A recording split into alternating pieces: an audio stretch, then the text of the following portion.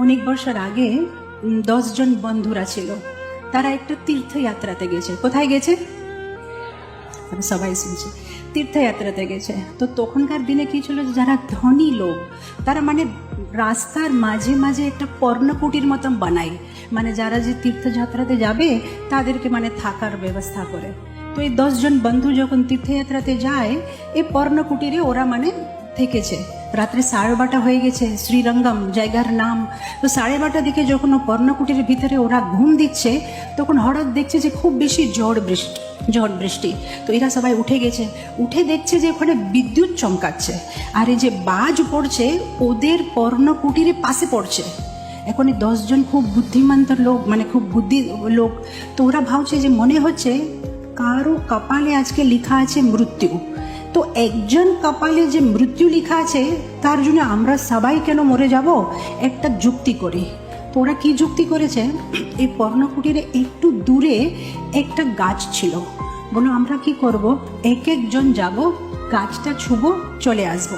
যার কপালে মৃত্যু লেখা আছে সে মরে যাবে, বাকি আমরা সবাই বেঁচে থাকবো। এটা খুব ভালো আইডিয়া। এক পরে এক সবাই যাচ্ছে। প্রথম লোক গিয়েছে, ছুঁয়ে এসেছে, কিছু হয় না। দ্বিতীয় লোক গেছে, ছুঁয়ে এসেছে, কিছু হয় না। এক পরে সবাই যাচ্ছে। 9 জন চলে এসেছে, কিছু হয় না। এখন লাস্টের লোকটা বেঁচে আছে। এখন অনেক ভয় করে ও যাচ্ছে।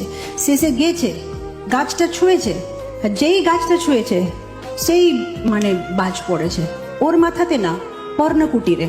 যারা 9 জন ছিল সবাই মারা গেছে। কেন আমি এই কাহিনীটা বলছি, ওরা ভাবলো যে একজন কপালটা খারাপ আছে, কিন্তু কাহিনীটা হচ্ছে যে একজন কপালটা ভালো ছিল বলে বাকি সবাই বেঁচে ছিল। যেই ও পাইটা বার দিয়েছে, এরা সবাই মরে গেছে। আমাদের ভক্তি জীবনটা এরকমই আছে।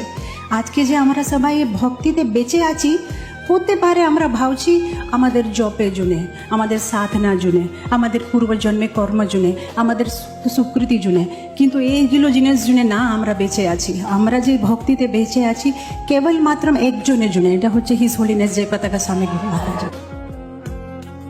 উনি যে আমাদের জন্য প্রার্থনা করছে, উনি যে আমাদেরকে আশীর্বাদ দিচ্ছে, উনি যে আমাদের রক্ষা করছে, সেই জন্য আমরা সবাই ভক্তি জীবনে বেঁচে আছি।